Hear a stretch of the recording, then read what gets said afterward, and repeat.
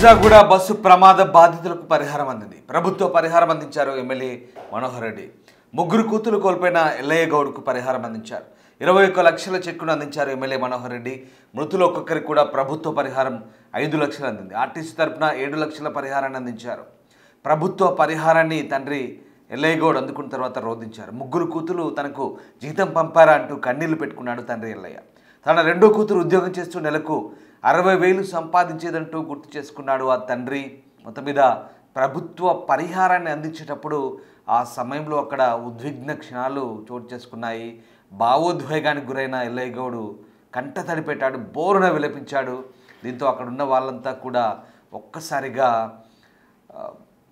ఆ రోదన చూస్తూ వాళ్ళు కూడా అయ్యో పాపం అనుకున్నారు. నిజంగా ముగ్గురు పిల్లల్ని కోల్పోయిన ఆ వ్యక్తి చేతికందిన ముగ్గురు పిల్లల్ని కోల్పోయి రోధిస్తుంటే ఒక్కసారిగా వాళ్ళందరి గుండెలు కూడా బరువెక్కాయి. ఇక ఆ పరిహారాన్ని చూసి ఇది నా కూతురు నాకు పంపిన జీతమా అంటూ ఆయన మాట్లాడిన మాటలు కూడా అక్కడ ఉన్న వాళ్ళందరినీ కూడా కంటతడి పట్టించేలా చేశాయి. రంగారెడ్డి జిల్లాలో జరిగిన ఘోర రోడ్డు ప్రమాదంలో ఈ ఒకే కుటుంబానికి చెందిన ముగ్గురు అక్క చెల్లెళ్ళు మృత్యువాత పడ్డ సంగతి తెలిసిందే. తాండూరు డిపోకు చెందిన ఆర్టీసీ బస్సును కంకర్ లోడ్తో వెళ్తున్న టిప్పర్ ఢీకొట్టి ఈ ఘోర ప్రమాదం జరిగింది. చేవెల మండలం మిర్జాగూడ సమీపంలో ఈ ఘటన చోటు చేసుకుంది. బస్సుపై కంకర్ లోడ్ పడిపోవడంతో ప్రయాణికులు అందులో కూరుకుపోయి 19 మంది మృతి చెందారు, చాలామంది గాయపడ్డారు. ఈ నేపథ్యంలోనే ప్రభుత్వం సహాయం ప్రకటించింది. ఇక ఈ బస్సు ప్రమాదానికి సంబంధించి అటు ఆర్టీసీ అధికారులు కూడా సహాయాన్ని ప్రకటించారు. మరోవైపు కేంద్ర ప్రభుత్వం కూడా అటు ప్రధాని మోదీ కూడా ఈ ఘటనకు సంబంధించి సానుభూతి వ్యక్తం చేస్తూ ఆయన ట్విట్టర్లో స్పందించారు.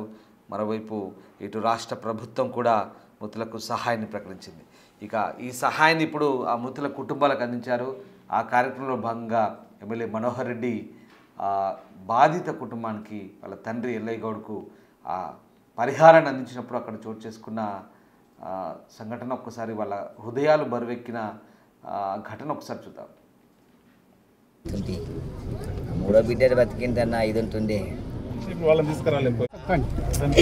వాళ్ళు పోయిపోతే నా జీతం ఇచ్చినా నాకు బతుకుమని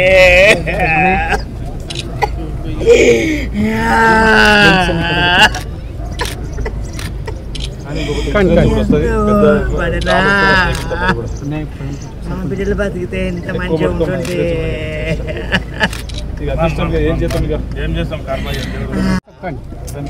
వాళ్ళు పోయిపోతే నా జీతం ఇచ్చినా నాకు బతుకుమని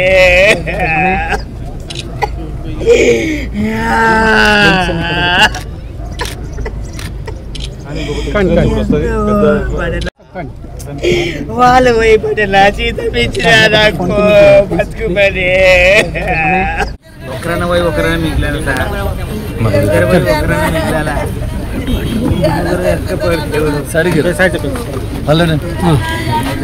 పోయేటప్పుడు బుద్ధం మీద కూడా చెప్పిపోయా సార్. జీతం వస్తుంది మా గల్లీ కౌన్సర్ అన్న అటు పట్టెలు పోయి కంటిన్యూ పోతుంటాను. పిల్లలకు అక్క తగ్గిస్తున్నా పిల్లలకు దాన్ని ఏమో వచ్చి సార్ ఇప్పుడు ఎందుకని మీరు లెటర్ ఇచ్చేస్తారు ఎందుకని ఇచ్చేస్తే ఎనిమిది హైదరాబాద్ పోయిన అక్కడ ఇద్దరు ఉంటున్న అమ్మాయి అందులోనే సీట్ వచ్చినాయి, ఫస్ట్ క్లాస్ వచ్చినది. ఒక ఆమె నారాయణ గురు ఉంటుంది, ఆమె బీటెక్ అయిపోయి ఇప్పుడు ఎగ్జామ్ అయిపోతుంది. ఇంటర్వ్యూ ఉంది 15వ తారీఖు. అదే సార్ ఒకరు పోయినా ఇద్దరైనా మీకు నేను దాన్ని ఒక డ్యూటీ ఇచ్చిన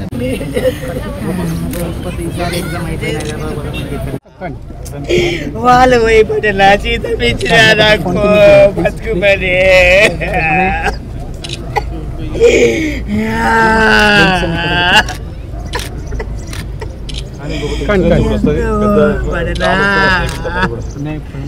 బిడ్డలు బతికితే ఎంత మంచిగా ఉంటుంది.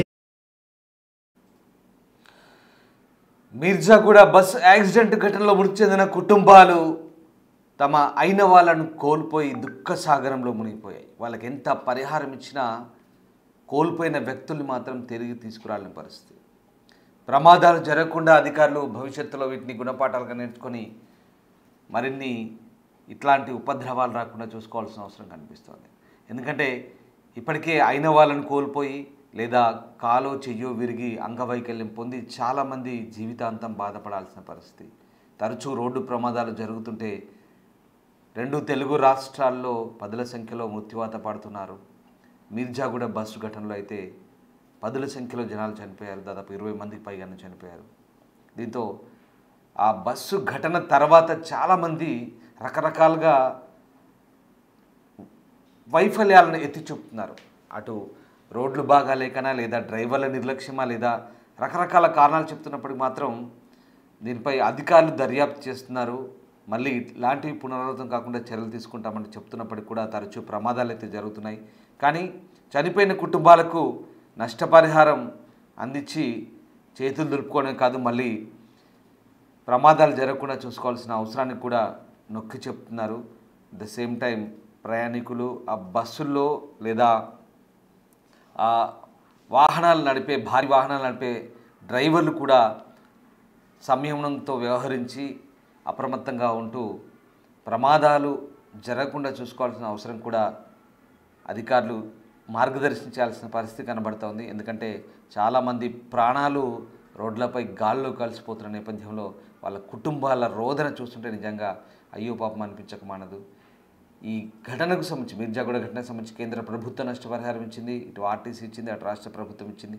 ఎంత ఇచ్చినా ఆ కోల్పోయిన జీవితాలు మాత్రం తిరిగి రావు. ఆ కుటుంబాలకైతే తీరని లోటుగానే చెప్పాలి. కానీ ప్రస్తుతం వాళ్ళకి ఓదార్పు చర్యగా నష్టపరిహారాన్ని మాత్రమే ప్రభుత్వం అందించింది. ఇక ఈ ఘటనకు సంబంధించి పరిహారం అందించిన తర్వాత ఎమ్మెల్యే మనోహర్ రెడ్డి కూడా మాట్లాడారు. ఒకసారి ఆయన ఏం మాట్లాడారు చూద్దాం. అలాంటి సంఘటన ఎవ్వరు కూడా జరగొద్దు. మళ్ళీ ఇలాంటి సంఘటనలు జరగకుండా ఖచ్చితంగా నివారణ చర్యలకు ఖచ్చితంగా ఇప్పటికే విచారణకు ఆదేశించున్నాం. దానికి బాధ్యులైన వారిని ఖచ్చితంగా ఎంతటి వారినైనా వారిని శిక్షార్హులకు చేస్తాం. ఈ కుటుంబానికి మనం అండగా ఉంటాం ఖచ్చితంగా. గౌరవ ముఖ్యమంత్రి గారు కూడా స్పెషల్గా చెప్పి ఖచ్చితంగా వారికి ఆ కుటుంబానికి మనం భరోసా ఇవ్వాలా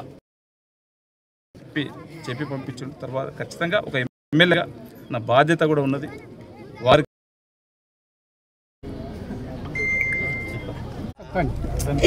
వాళ్ళు పోయిపోతే నా జీతం ఇచ్చినా నాకు బతుకుమని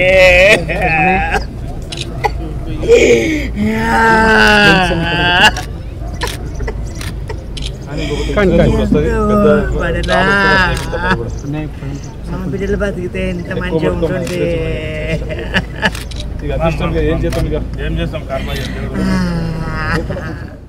మీరు కూడా లెటర్ ఇచ్చారు, ఇమ్మీడియట్గా పట్టించారు. ఆ రోజు 2 రోజుల ఎవడొక్కరికన్నా దే కాపాడలేడు నా పనులు. వాళ్ళు పోయిపోతే నా జీతం ఇచ్చినా నాకు బతుకుమని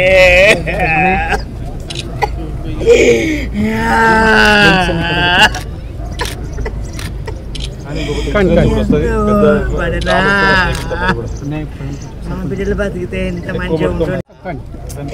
వాళ్ళు పోయిపోతే నా జీతం ఇచ్చినా నాకు బతుకుమని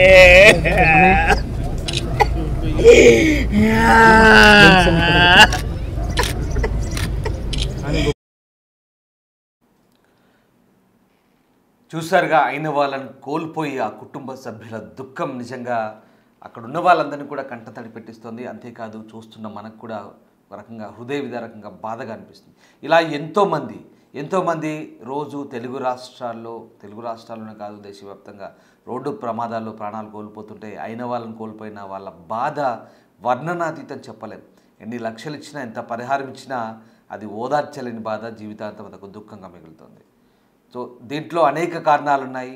ముఖ్యంగా మీర్జాగూడ ప్రమాదం చూస్తే అక్కడ రోడ్లు కూడా సరిగా లేని పరిస్థితి, అలాగే డ్రైవర్ నిర్లక్ష్యం, ఇవన్నీ తోడయ్యాయి. ఇవన్నీ కూడా భవిష్యత్తులో ఒక గుణపాఠంగా మలుచుకొని అధికారులు కూడా అప్రమత్తంగా వ్యవహరించాల్సిన అవసరం ఉంది.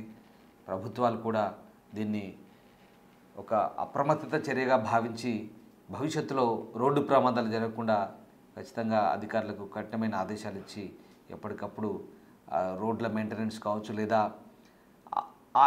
ఇతరత్ర రవాణా అధికారులకు కూడా ఆదేశాలు ఇచ్చి రోడ్లపై ఈ నిర్లక్ష్యపు డ్రైవింగ్ చేయడం కానీ, అలాగే అడ్డగోలుగా ర్యాష్ డ్రైవింగ్ చేసే వాళ్ళని కూడా నియంత్రించాల్సిన అవసరం కనిపిస్తుంది. సో మొత్తం మీద ఈ మీర్జాగూడ ఇన్సిడెంట్ అనేది ఒక లెసన్గా తీసుకొని భవిష్యత్తులో ఇలాంటి ప్రమాదాలు జరగకుండా అరికట్టాల్సిన అవసరాన్ని అయితే సూచిస్తోంది. వాళ్ళు పోయిపోతే నా జీతం ఇచ్చినా నాకు వాళ్ళు పోయిపోతే నా జీతం ఇచ్చినా నాకు బతుకుమని